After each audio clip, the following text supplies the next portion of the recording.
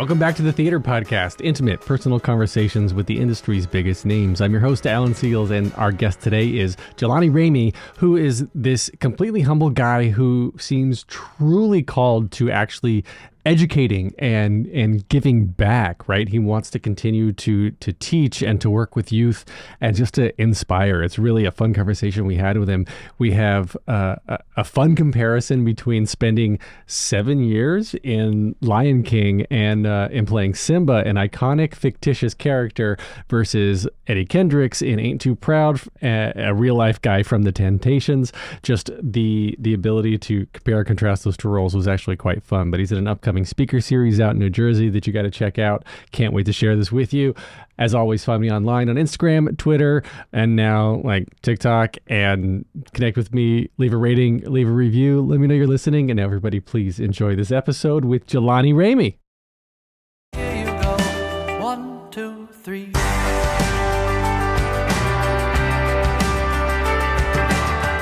Our guest today is a New Jersey native, possibly best known for his 3 years as Simba in the Broadway, national tour, and Vegas companies of Disney's Lion King, as well as parts in Disney's High School Musical and High School Musical 2, Parade, Cabaret, and recent off-Broadway production of Smokey Joe's Cafe.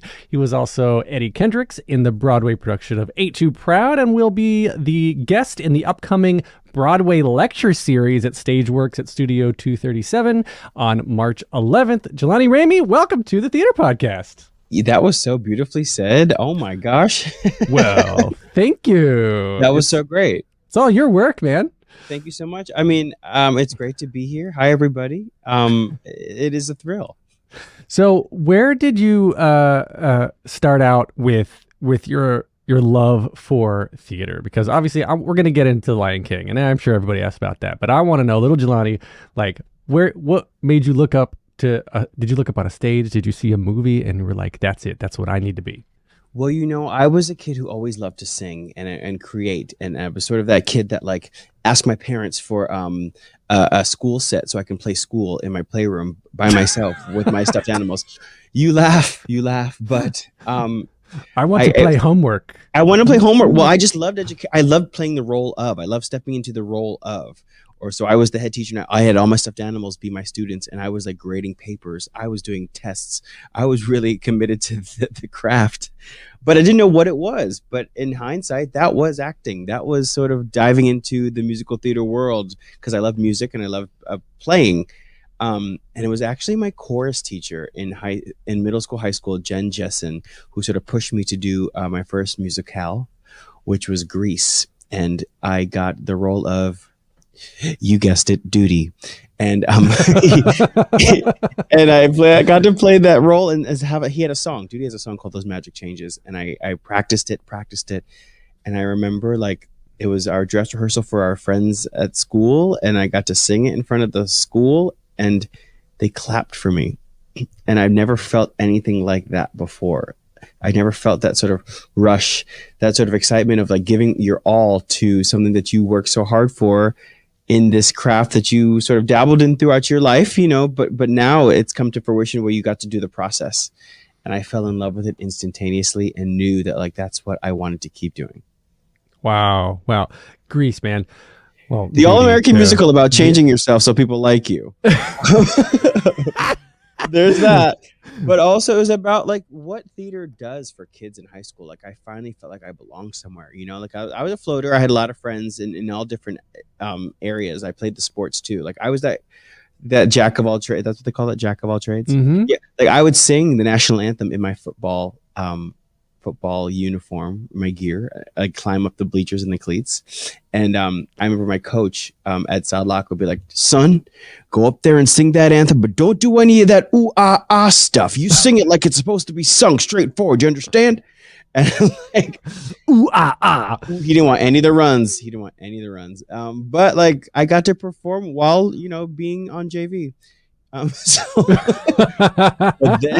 But I loved Ed Sadlock because he taught us such discipline with love and like structure. So everything he said had such a gravitas to it. So like I wanted to make him proud, you know?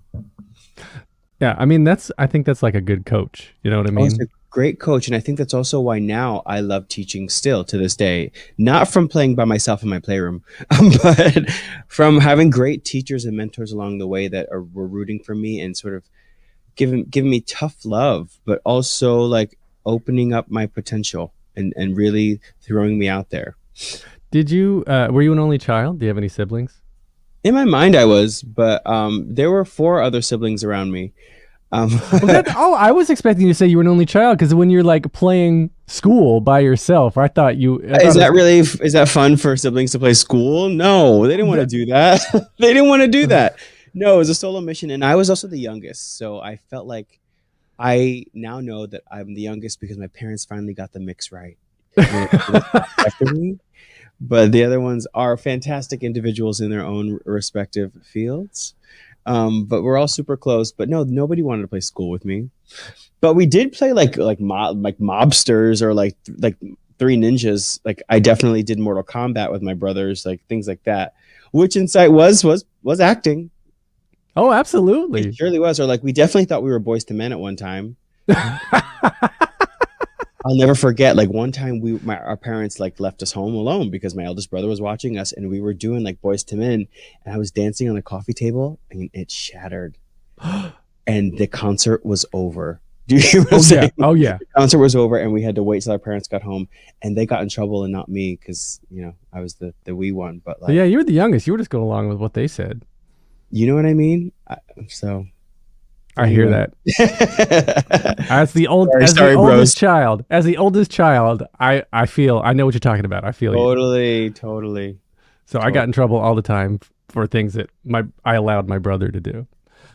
But now what's great is that they support me to no end. They really skyrocketed my career, from babysitting till now. So it's nice that they get to see this journey.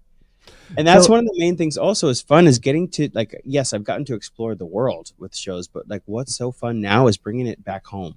So I love the fact that I'm able to do, this talk back with Robert near my hometown. So people like can just see my evolution and see where I'm at home. Right. Robert Bannon, who is the creator of the Broadway lecture series. Right. So like talk more about that for a second, because you're from New Jersey. And now like is this a local theater? Is this like what kind of space? So this is Robert's scenario. I've never been. This is Robert's situation where he loves to bring, Broadway talent to, the area. And I think that it's great, especially that it's someone like me who's come from the area. I think it's a really nice way to sort of have a laid back conversation, and you're going to learn some new things. I'm going to tell you some new things that are happening in my life that are really exciting that's coming up. And also just to say thank you and to really put a face to the name, because I feel like as I get riper, I'm not going to say older, I'm going to say riper. There's a new generation. Wiser. I love that. There's a new generation of theater performers that are in the schools that have heard about me or heard about shows, but like I love meeting the people. And like meeting the next generation of artists or people that even appreciate what we do. So it's exciting to sort of come home and have a proper meet and greet.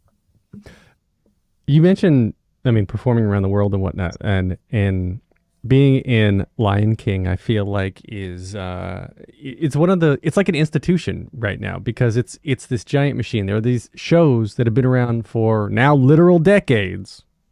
25 years. Right. Yeah, so 25 years Lion King.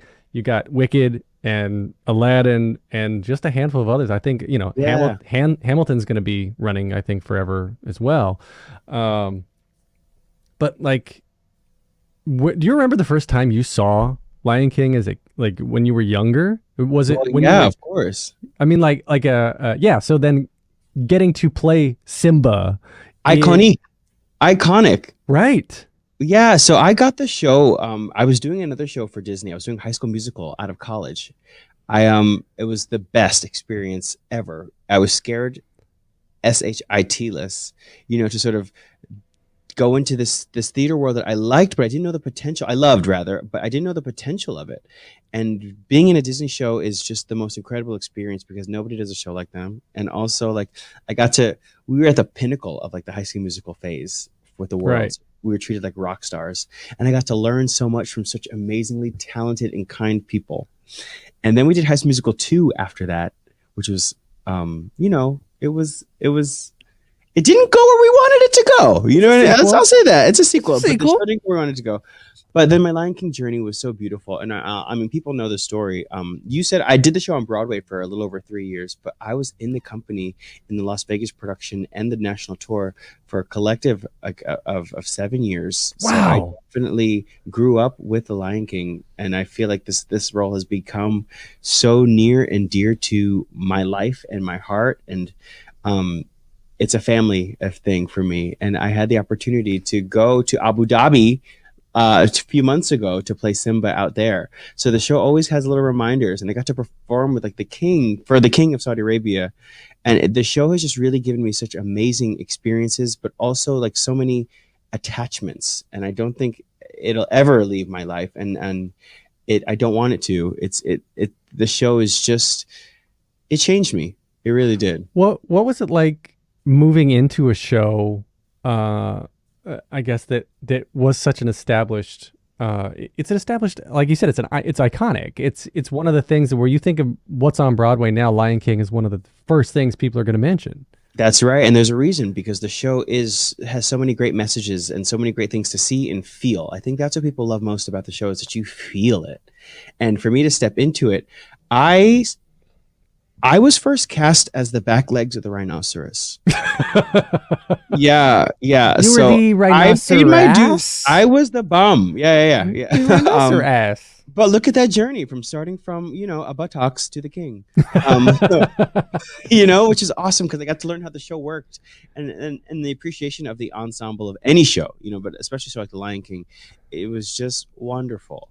And it grew my passion. It grew my sort of devotion to it.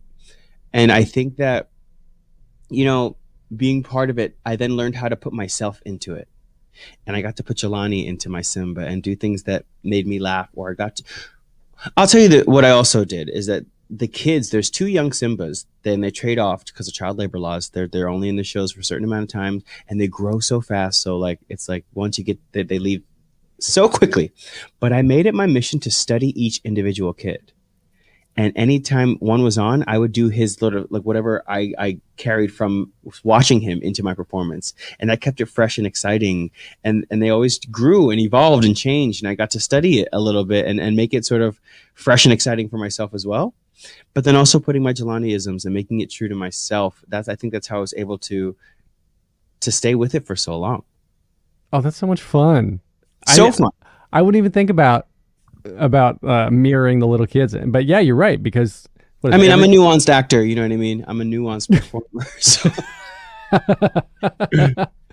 Did you do you see like the future of, it's kind of it's a cheesy question, but I don't know any other way to say it, like the future of Broadway, the future of performing, when we used to be able to do stage doors all the time, right? And you come out and Lion King is a family show, right? And yeah. And you would come out stage door, see all these kids. I'm sure there was kids there that would like just look up to you, and you're like, holy crap, like this is somebody that looks like me on the stage doing Broadway, doing a movie I love or a show that I love or whatever. Like, do you remember the first time like that sort of clicked for you of like, I'm inspiring these people to be something they never thought they could be before? I get surprised all the time still by people saying like, I saw you do this, and like, or like, oh, so I'm working on the show where I'm on the other side of the table and I'm helping out a creative team. And one boy came in and looked at me and his jaw dropped, and I was like, hi, I'm Jelani. He goes, I know who you are.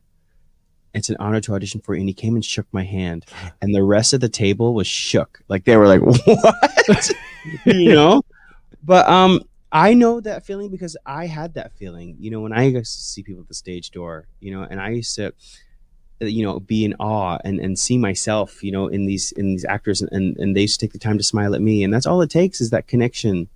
And I think that's wonderful. In the future now, I think we should, if stage doors can't happen, like I vow to you that I will create some sort of virtual stage door or some sort of thing. But that's the great thing about social media, is now you can connect with your fans and friends very easily. But yeah, RIP stage doors. But I think that they're coming back. I think that they're coming back in a fashion. I But there's think nothing like it. I think it's important to connect and important to like sign every playbill and sign, take the pictures, take the selfies because they are memories.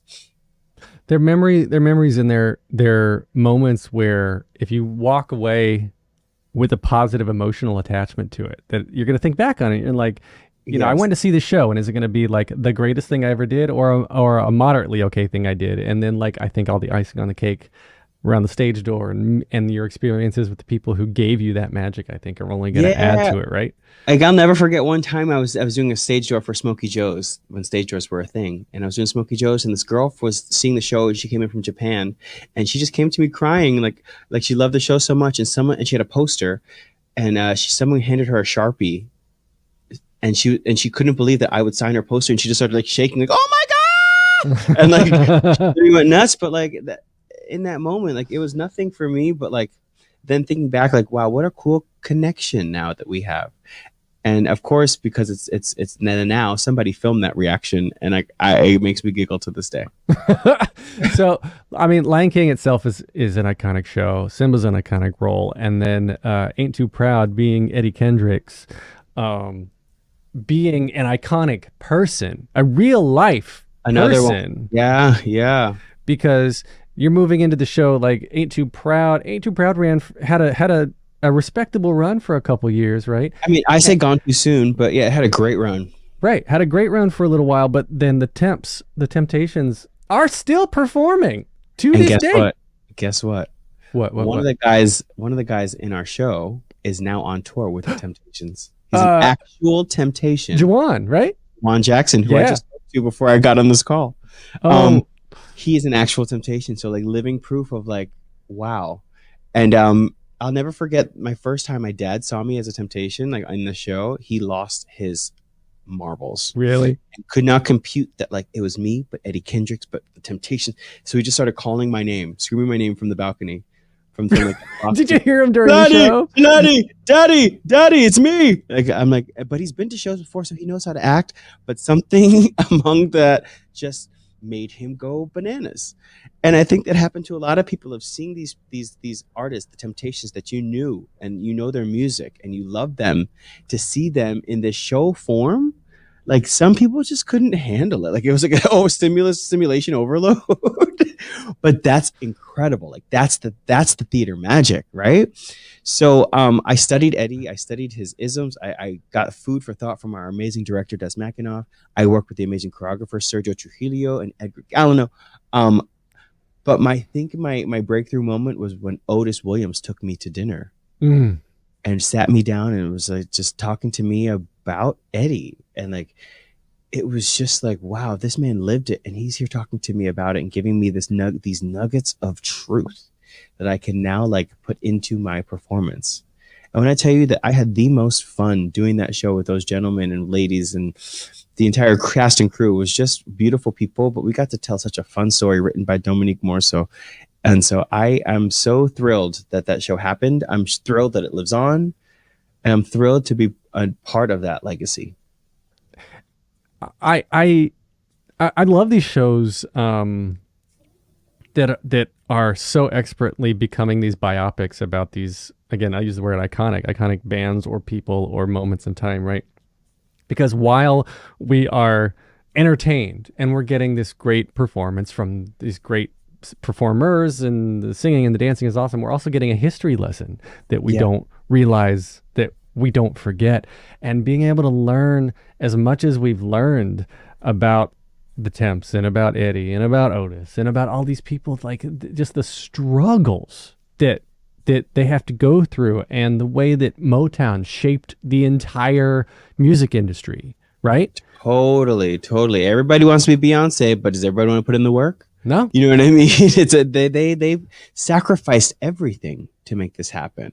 You know, they sacrificed and they went through a lot to do this. And especially in well, I'll say this, coming back into the show and seeing how the world was, it wasn't too far off of when they started this journey. You know, so it's kind of crazy how history repeats itself, I would say, but also has it really changed? I don't know, many things. But it's kind of eerie, and it was a really sobering feeling to go through that. is it more pressure for you, or do you feel any pressure to go back into Lion King as Simba and maintain that level of expectation, or to do like an Ain't Too Proud and be a real person? You know, I think that they're both equally as equally as heavy. But what I love most is that like the Lion King, I got to go back into the show for a few weeks on Broadway, and it was after I hadn't done it in about 5 years or so. And so it was interesting to see who I was as a Simba then, and I think it was kind of beautiful because he's a little more settled, but I still have my youthful energy and boyish charm.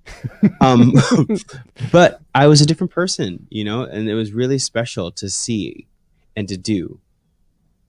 And but Eddie, I doing it and then coming back to it, it was also really cool because we've all grown and we've healed and we're in a different space, and I got to have a different process because when I first got the show, I jumped in as an understudy that took over, so I never really had a proper build the show process that I got to have when everything went dark and then we had to build the show back again. So I got my process, so I felt like, wow, how cool.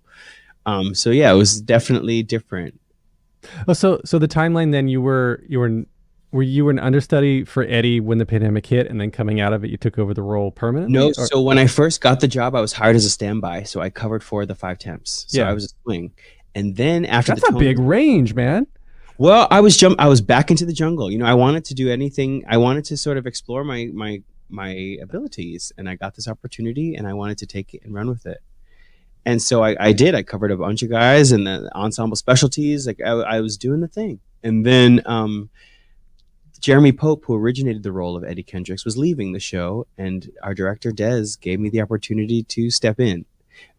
But it was a quick step in, so it sort of just happened, you know. And I learned along the way, of course, and they were there for me, of course. But you didn't really have that build the show feeling that you get when you're putting up a show from the start. You sort of have to like learn as you go. So yeah, that was the difference. God, I was a swing once, and I don't think I could ever do it again. Like I love it. The pressure. Well, there's the pressure, but I'm also nuts. Like I know I learn what everybody does on stage. Like I always just clock what anybody's doing, and so I think that I was also a swing at Lion King out for 6 months or so, because there was a guy that had the gig that was, you know, it's not for everyone. It's not for everyone, and he was having a hard time. So I swapped with him. We swapped roles. So I went from the rhino's butt to a swing. Wow. Yeah. I it's funny because outside of theater, like I haven't performed in probably 15 years, and my stress, my anxiety dreams now, I literally just posted about this on Instagram a few days ago. That my anxiety dreams are where it's always Moulin Rouge now, but I have to swing into Moulin Rouge in any different role. Every dream is a different role I have to swing into, but I don't know the words and I don't know any lyrics. Okay, we need to unpack this. Let's do this right now. What is a song in Moulin Rouge? What is a song? Yeah. They're all Chandelier. Okay, I was gonna make you sing it, but I won't. Because there's so many songs in Moulin Rouge. Wow, what an interesting dream. We should unpack that next episode. Yeah, it's been interesting. I tweeted about it too, and because Orphe is into dream interpretation, so who I love. Right. Yeah. So I always tweet my weird dreams to Orphe, so we have these conversations publicly. But yeah, so she was like, it's anxiety, standard performing dream, blah, blah, blah. But I'm like, why is it always Moulin Rouge? And in this particular dream, a couple nights ago, I actually did know a couple lines. I was like, I know the lines, but not the songs. But my Satine wasn't off book. So she was about to go on holding her book. Who was your Satine in your dream? No, nobody in my dream was anyone significant. It was all just random dream people, like faceless dream people. Wow. Yeah, right? What, do you do like melatonin? Like, what are you taking for bed? What are you doing? Yeah, I use melatonin sometimes, actually. Maybe that's it. I don't know. But yeah, that dream.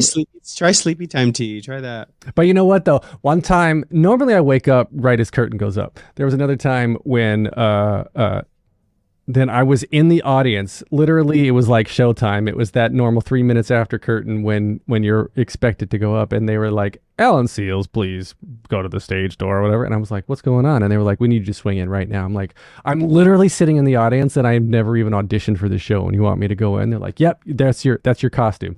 So go get your costume, put it on." And then in this particular instance of the dream, I went on stage, and somehow I was just watching all the choreography, and I was doing it in real time, but they put me way at the back of the stage though, so no one would see me. You blended in. But yeah, that was I mean, speaking of your dream, in reality, the day after we opened Lion King in Las Vegas, our Simba was out.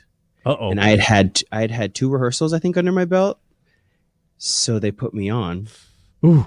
And I'd only had 2 rehearsals, and so they had somebody in the wings telling me like where to stand, like football style, like, wow, there. Get your marks. Just know that the light's gonna be there. Okay, go. Don't get hit by the set. Don't get hit by the set. And I pulled it off, and that's when I knew I wanted to do this role, because it was such a thrill just to be thrown on and to sort of see how you do. Wait, that was thrilling? It was thrilling for me. I could see how. Listen, you've had the dream, so you know what it's going to be. You just got to do it. You know what I mean? You know what it's going to be. That's true. That's true. Yeah. Damn. No, I think, I mean, I guess, yeah, in real life, I can wing it. I love making things up on the fly and improving and having, conversations. But like, I guess. But there's something like live theater. You got to be in the moment and make it look good. That's the thing. Like, make it look good. That we're artists. We get to do this, and the audience would never know. Yeah. Have you ever had a major accident on stage where like somebody did know? Multiple. Yeah. But those are things like costume errors, meaning like sometimes Nala would get stuck in my corset and we have to like shimmy off stage and if I had a nickel for every time Nala was stuck in my corset. Right, or things like that, or like your mask breaks or something, and it's like, or sometimes for safety, like during He Lives in You, like the ancestors all come out and do this little dance thing behind me is an iconic part, so beautiful. But the stage was not working correctly, so nobody can come out on stage. So I had to do the whole number by myself with everybody in the wings, like blink, blink, blink, blink. But I had to do this whole solo moment all by myself. But there's always a plan B, and there's and bottom line, make it look good.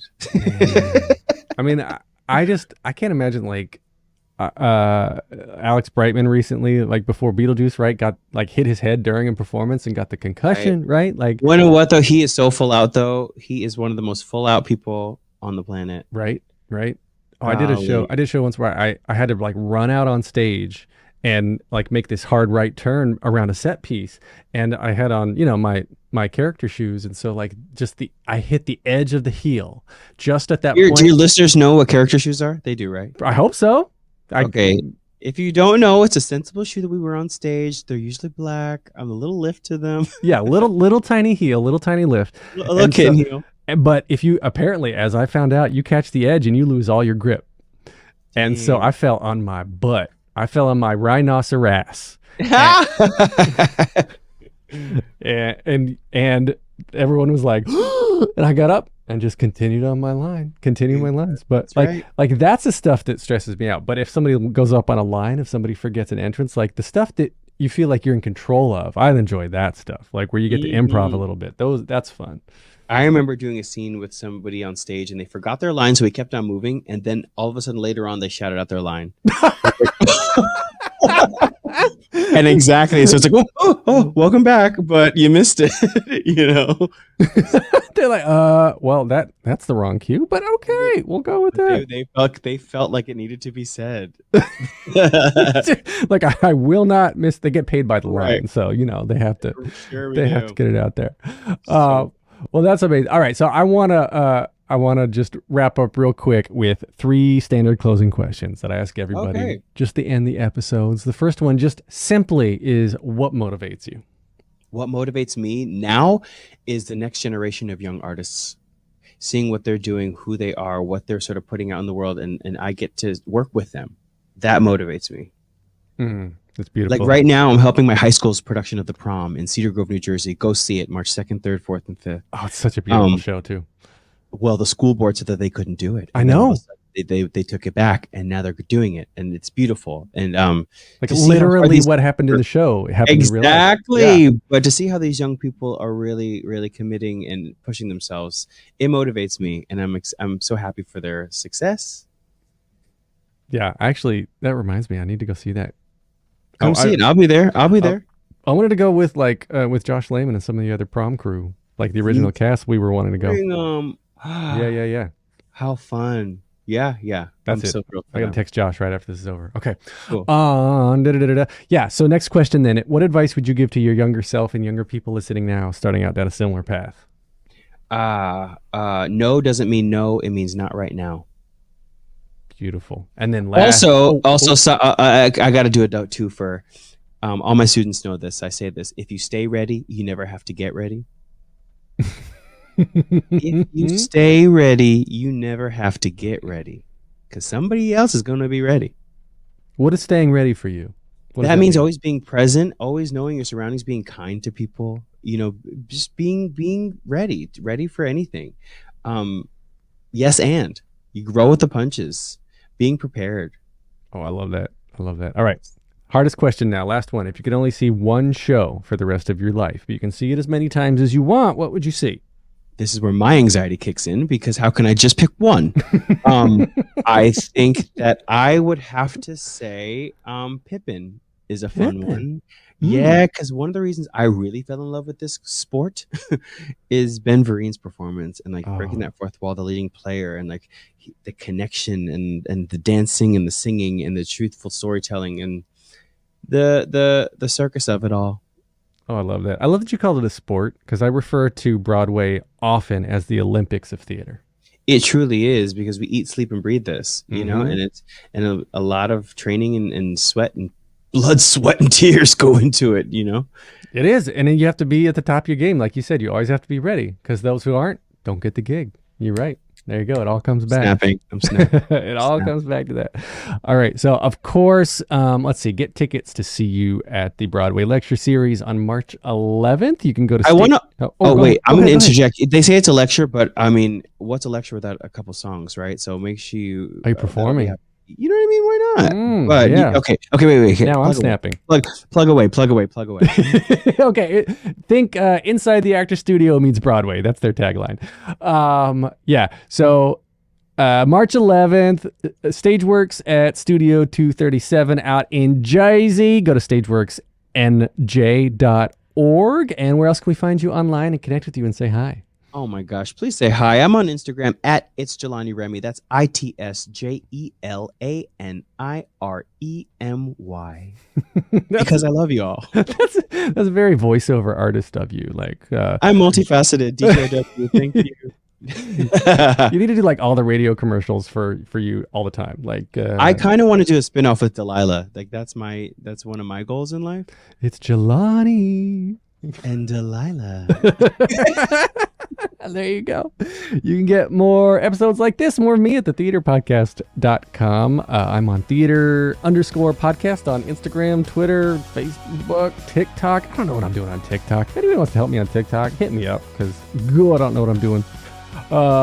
Leave a rating and review. Leave a rating and review wherever you're listening. Help spread the word. Thank you, Jukebox the Ghost, for the intro and outro music. And thank you, Jelani, for making this happen. And special shout out to Robert Bannon, too, for hooking us up, making this episode happen.